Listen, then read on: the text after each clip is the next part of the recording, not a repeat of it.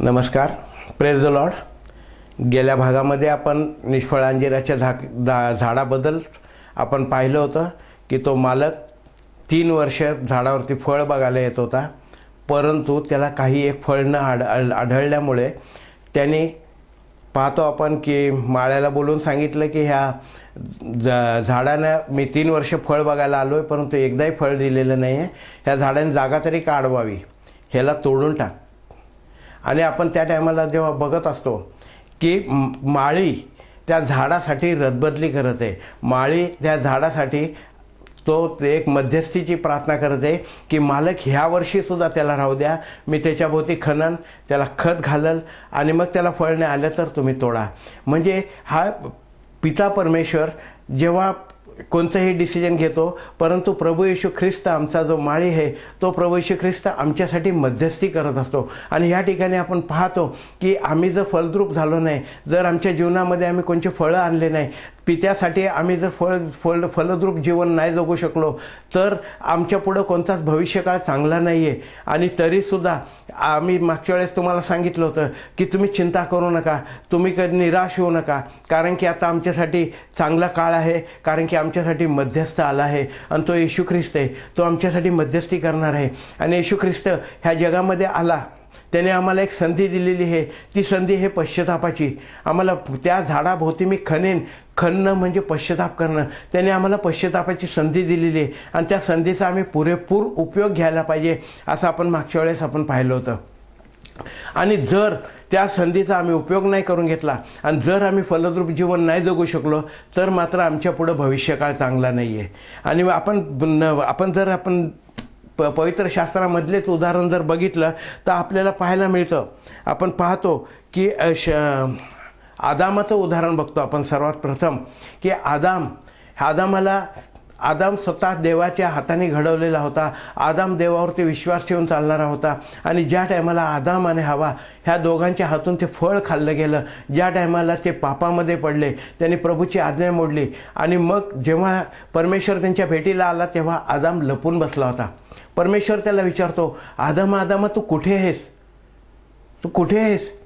काय देव सर्वज्ञानी आहे, देव सर्व साक्षी आहे, देव सर्व काय पाहू शकतो. मग अशा परिस्थितीमध्ये देवाला माहीत नाही का आदाम फळ खात होता? देवाला माहीत नाही का आदाम सध्या कोणत्या झाडाच्या मागं लपलेला आहे? परंतु देवाचा विचारण्याचा उद्देश तो नव्हता. तर देवाने एका जागेवरती आम्हाला बसवलं होतं. आदामाला त्याने एका जागेवरती ठेवलं होतं, तयार केल्यानंतर एका पदावरती त्याला ठेवलं होतं. आणि आदामा तू बघ, तू कुठं होतास आणि आता तू कुठं आहेस? पहा आदामा, तुला मी कुठं ठेवलं होतं, आता तू त्या जागेवर नाही आहे. देवाचा बोलायचा उद्देश हा होता, तू कुठं आहेस म्हणजे तू त्या जागेवरती नाही आहे ज्या जागेवरती मी तुला ठेवलं होतं.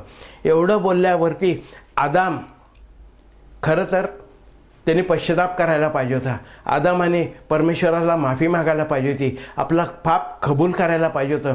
परंतु ते न करता आदामाने परमेश्वराला दोष लावला, तू मला ती स्त्री दिलीस आणि त्या स्त्रीने मला ते फळ खायला दिलं. आदाम म्हटला, जोपर्यंत मी एकटा होतो तोपर्यंत खाल्लं का फळ? नाही, पण तू स्त्री दिली, ती स्त्री माझ्या जीवनात आल्यानंतरच ते फळ खाण्याचं पाप माझ्याकडून झालेलं आहे. त्याला एक संधी दिली होती, एक संधी त्याच्याकडं होती की त्या संधीचा उपयोग करून तो पुन्हा आपल्या त्या पदावरती जाऊ शकला असता. आपला परमेश्वर दयाळू आहे, आपला परमेश्वर कृपाळू आहे. कोणाचा नाश व्हावा, कोणी संकटात पडावं ही त्याची इच्छा नाही आहे. अंजिराच्या झाडाला सुद्धा तो एक संधी द्यायला तयार झालेला आहे, तुम्हाला आम्हाला देणार नाही का? त्याचप्रमाणे आपण पाहतो अजून एक उदाहरण जर आपण पाहिलं तर जुन्या करारामध्ये शाऊल, जेव्हा इस्रायल लोकांनी त्यांच्यासाठी राजा मागितला, राजा मागणं हा त्यांचा चूक नव्हती. राजा मागणं त्यांनी एक प्रकारे परमेश्वराला तू आमचा राजा नको म्हणून परमेश्वराचा त्याने धिक्कार केलेला आहे, परमेश्वराचा त्याग त्याने केलेला त्याचं चिन्ह आहे. आणि परमेश्वर म्हटलं हरकत नाही, शमूएलला म्हटलं हरकत नाही, त्यांनी राजा मागितला, त्यांना तू राजा दे. आणि परमेश्वराने त्या ठिकाणी शाऊलाची निवड केली. शाऊल राजा झाला, शाऊल त्यांचा नेता झाला. शाऊल दिसायला सुंदर होता, उंच होता, धैर्यवान होता, युद्ध करणारा होता आणि सगळ्या बाबतीमध्ये तो चांगला होता, राजा म्हणून तो शोभण्यासारखा होता. परंतु शाऊल हा नम्र नव्हता, शाऊलाकडं नम्रतेचं फळ नव्हतं. आणि ज्या टायमाला परमेश्वराने त्याला आज्ञा केली होती, अमालेकचा संपूर्णपणे विध्वंस करून टाक, कोणालाही जीवन ठेवू नको, त्यांचे जनावरंसुद्धा जीवन ठेवू नको, काही नको, त्यांच्यातलं कोणालाच जीवन ठेवायचं नाही, लूट मात्र तुम्ही घ्या, परंतु त्याच्यातलं कोणालाही जीवन द्यायचं नाही. खरोखर शाऊलाला हे गोष्ट अवघड नव्हती. शाऊलाला परमेश्वर विजय देत होता आणि परमेश्वराने शाऊलाला ही जी आज्ञा केली होती, ह्या आज्ञेचं तंतोतंत पालन करणं हे शाऊलाकडं होतं. परंतु शाऊलाने काय केलं? शाऊलाने ते नाही केलं. युद्धामध्ये विजय जरूर मिळाला. त्याने त्यांचा जो आगाग राजा होता त्याला त्याने जिवंत धरलेलं आहे. त्याने त्या राजाला जिवंत धरलं, त्याला पण परमेश्वराची आज्ञा मोडली. दुसरं म्हणजे जेवढे धष्टपुष्ट चांगले चांगले जे जनावर होते त्यांनासुद्धा जिवंत धरले. शमूएल ज्या टायमाला ही गोष्ट कळली, परमेश्वराने सांगितलं की ह्या शाऊलाने माझी आज्ञा पालन केलेलं नाही, ह्या शाऊलाने संपूर्ण निखालाच त्यांचा नाश करावा, सर्वांची कत्तल करावी असं मी सांगितलं होतं, ते केलेलं नाही. मग शमूएल जेव्हा शाऊलाला भेटायला आला तर त्याला रस्त्यामध्ये कळलं की शाऊलाने एक विजयस्तंभ उभारला आहे. म्हणजे जो विजय त्याला परमेश्वराकडून प्राप्त झाला होता, तो परमेश्वराला गौरव न देता त्याने स्वतःला गौरव घेतला होता.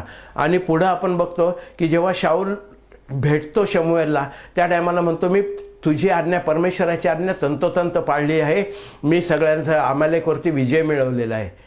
तर मग शाऊल म्हणतो की शमूएल त्याला म्हणतो की तू जर विजय मिळवला आहे, मग हे जनावरांचं ओरडणं माझ्या कानावर कसं येतं? तर बोले तसं नाही, मी राजाला जीवन ठेवलेलं आहे, राजा मी धरून आणलेला आहे, त्यांचा विजय मिळवला, आणि जनावरं बोले तुझ्या देवासाठी अर्पणासाठी ठेवलेले आहेत. परंतु शमूएल त्याला म्हणतो, देवाला आज्ञापालन हे जास्ती महत्त्वाचं आहे, तुझ्या अर्पणापेक्षा आज्ञापालनाला तो जास्ती किंमत देतो. आणि हे असं बोलत असताना सुद्धा शाऊलाने काय की त्याच्यापुढं माफी मागितली नाही. शाऊलाने काय त्याच्यापुढं कोणता हात पसरले नाही.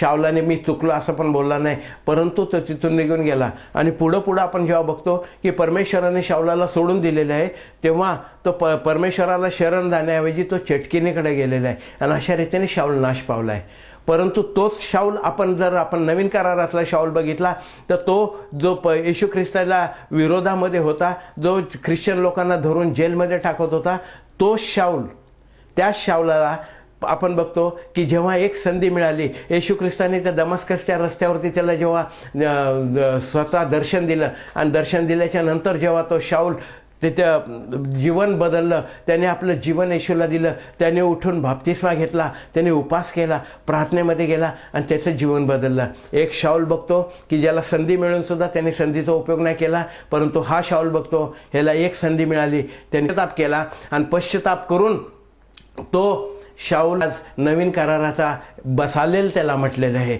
नवीन कराराचा रचना करणारा म्हटलेला आहे. जास्तीत जास्त जे पत्र आहेत हे शाऊलाने लिहिलेले आहेत, जास्तीत जास्त विधर्मामध्ये ह्या शाऊलाने कार्य केलेले आहे. फलद्रूप जीवन तो जगला, म्हणून आम्ही कोणत्या शाऊलासारखं बनणार ह्याचा आपण विचार करा. आपण प्रार्थना करू. धन्यवाद करतो प्रभू परमेश्वर बापा, गौरव देतो, तुझ्या नावाला उंचावतो माझे देवा. हो प्रभू परमेश्वर बापा, खरोखर प्रभू, जेव्हा प्रभू परमेश्वर बापा आम्ही फलद्रूप जीवन जगत नाही तेव्हा आमच्यावरती न्यायाचा प्रसंग येतो, परंतु आमच्याकरता सदैव येशू ख्रिस्त हा मध्यस्थ ठेवलेला आहे, आणि आमच्यावरती न्याय येऊ नये, आमच्यावरती आलेला न्याय त्यांनी स्वतःवरती घेतला, आणि त्याने आम्हाला एक संधी दिली, त्या संधीचा आम्ही उपयोग करावा. या दुसऱ्या शाऊलासारखं, नवीन करारातल्या शाऊलासारखं आम्ही पाऊल बनावं, आमचं जीवन बदलावं, आणि प्रभू आम्ही फलद्रूप जीवन घेऊन तुझ्या समोर यावं प्रभू परमेश्वर बापा, जेणेकरून प्रभू परमेश्वर बापा निर्मात्याला, निर्मितीकडून जी अपेक्षा आहे ती आम्ही पूर्ण करू शकू. धन्यवाद करतो प्रभू, गौरव देतो. येशूच्या नावाने प्रार्थना केली म्हणून तो